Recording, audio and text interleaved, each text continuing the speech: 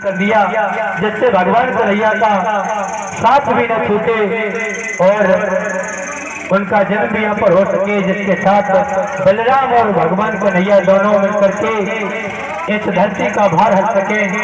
लेकिन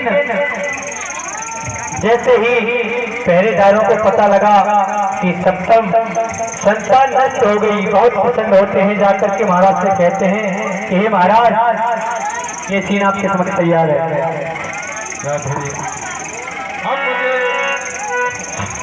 हेलो, अब मुझे चलकर महाराज को बताना चाहिए कि देवकी की 7वीं संतान नष्ट हो चुकी है।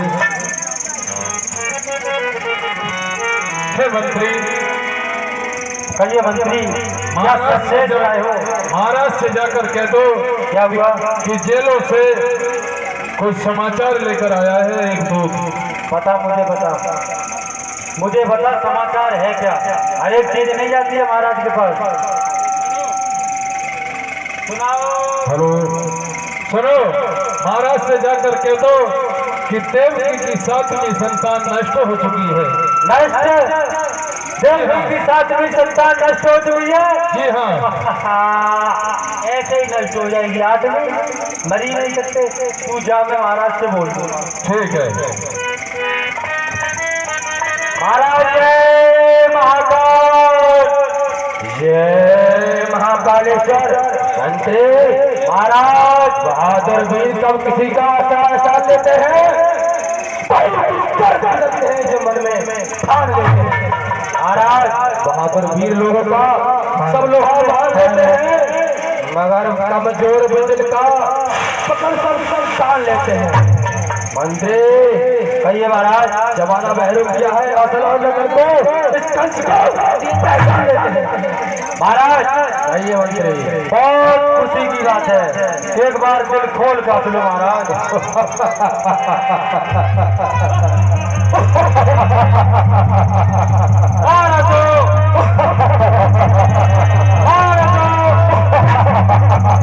महाराज अब थोड़ी देर रो लो। रोने की बात करता है कंस के सामने? रोने की बात है महाराज। क्या बात है मुझे बता।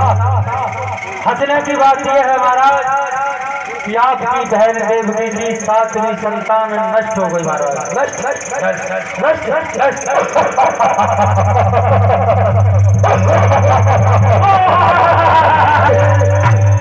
और रो मंत्री, रोने की बात करो।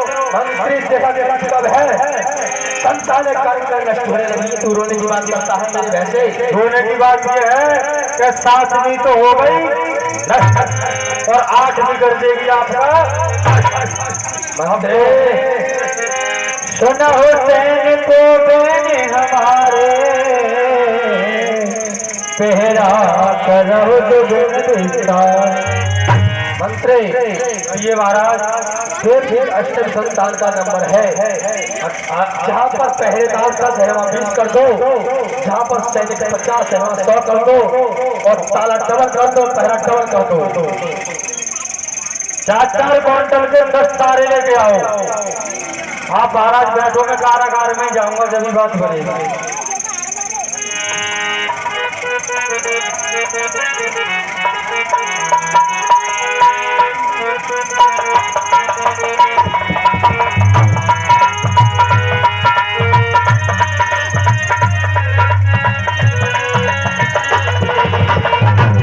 हेलो, अब मुझे कारागार को चलना चाहिए।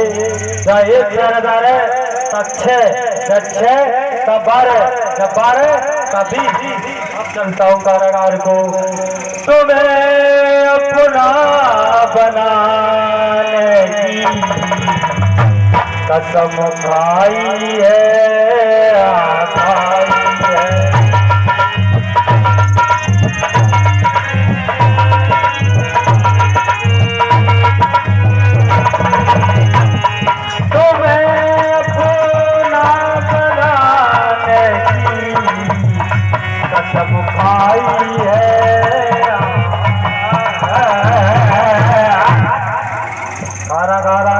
बातों में।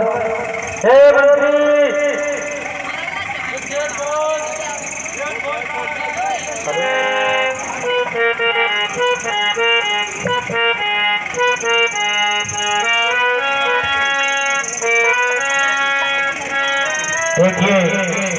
कारागृह में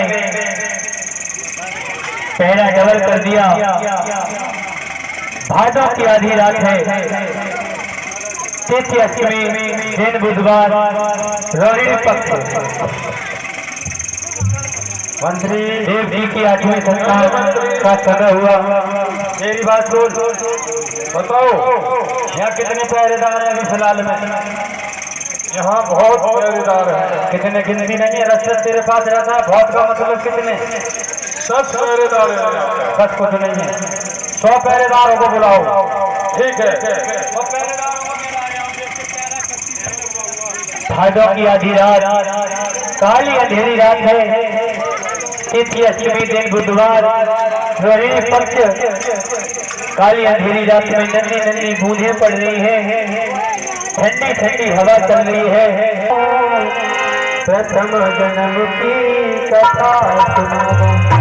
विष्णु भगवान कहने लगे कि हे तात, आप मुझे देख करके भयभीत न हो, क्योंकि मैं आपको प्रथम जन्म की कथा सुनाता हूँ। प्रेम पूर्वक सुनो। तुम आचो मोहि कर तत् भारे, तुम समान सुखी होई हमारे। प्रथम जन्म में आपने मेरी बहुत बड़ी तपस्या की।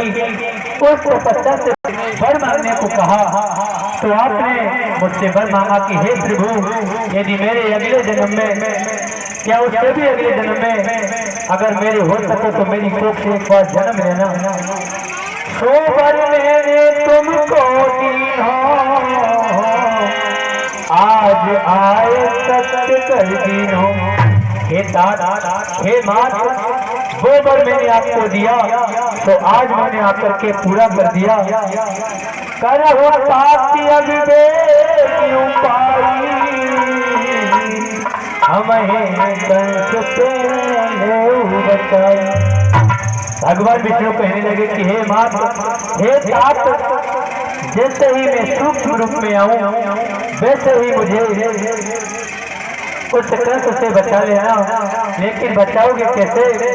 गोकुल हमें देव पहुंचाई, जहाँ यशोदा कन्या जाए। और ये तात, जैसे ही मैं सूक्ष्म रूप में आऊं वैसे ही आप मुझे यहाँ से लेकर के गोकुल नगरी के लिए प्रस्थान कर जाना।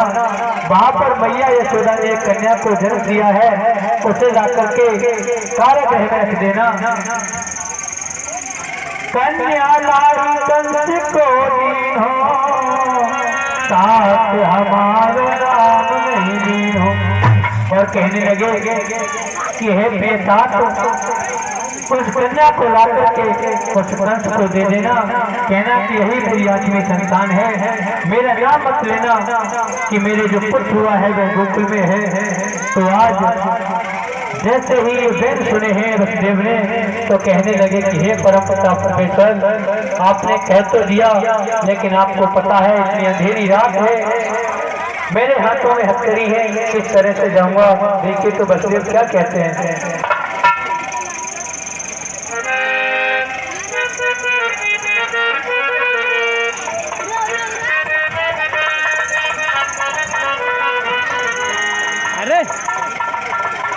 के लिए पहुंचा देना, लेकिन क्या यह संभव है? इतनी अंधेरी रात है, नन्ही नन्ही बूंदें पड़ रही हैं, द्वार पर पहरेदार है, बहुत कड़ा पहरा है, हाथों में हथकड़ी है, पैरों में बेड़ी है, आखिर में आपको कैसे लेकर के जाऊंगा। तो भगवान विष्णु कहने लगे कि आप इसका भय न करें, इसकी चिंता न करें। जैसे ही मैं आपके गर्भ से जन्म लूंगा, अवतार लूंगा, वैसे ही ये द्वारपाल स्वयं हो जाएंगे, कारागृह के सारे ताले टूट जाएंगे और आप मुझे वहां पहुंचा के आना। उसके बाद पता ही ये सब कुछ जैसा था वैसा ही हो जाएगा। तो देखिए किस प्रकार से भगवान कन्हैया का जन्म होता है, किस तरीके से गोकुल नगरी के लिए बसे।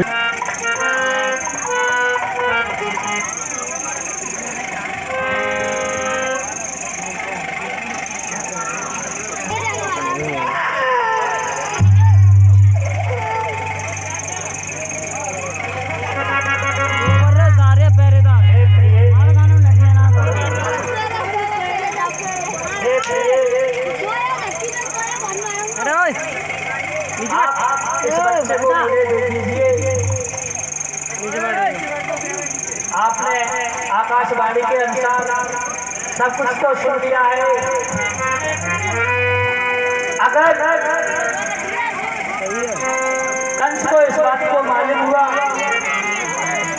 कि बच्चे ने जन्म ले लिया है, तो वो भागता हुआ भागता हुआ कारागार के लिए आएगा और इस बच्चे की जान ले लेगा। इसलिए प्रिय, इस बच्चे को मुझे दे दो और मैं जाकर के कोकिल पहुंचा करता हूँ। ये स्वामी, मेरे लाला को गोकुल नगरी पहुंचा के आ जाइयो। मैया यशोदा के पास मेरे लाला को कंस की नजर न पड़ जाए। लो स्वामी। इसी के बीच 100 रुपए का दान श्रीमान दिनेश कुमार यादव निवासी ग्राम घोटली राजा, 10 रुपए विकास यादव निवासी ग्राम घोटली राजा, 10 रुपए सरशांत यादव निवासी ग्राम घोटली राजा, 10 रुपए धीरेन्द्र यादव निवासी ग्राम घोटली राजा, 20 रुपए देवेश और दीवान सनोट दिग्विजय निवासी ग्राम घोटली राजा।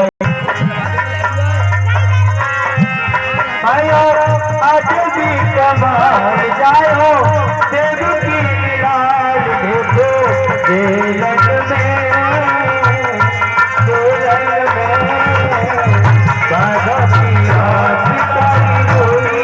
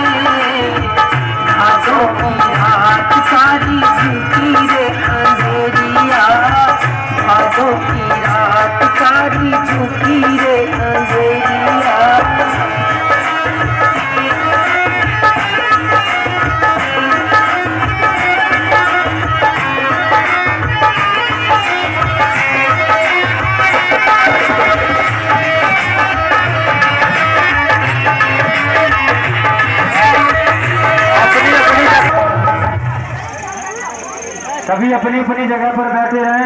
भगवान कन्हैया स्वयं आपके पास आएंगे। आज बहुत ही बड़ा दिन है आपके लिए। दोस्तों, जिस वक्त वसुदेव कृष्ण को लेकर चलते हैं, भादों की काली अंधेरी रात होती है, बादल छाए हुए हैं और बिजली जोर जोर से चमक रही है। नन्ही नन्ही बूंद पड़ रही है, ठंडी पुरवाई जोर से सनसना रही है। ऐसी भयानक रात में वसुदेव कृष्ण को सर पे लेकर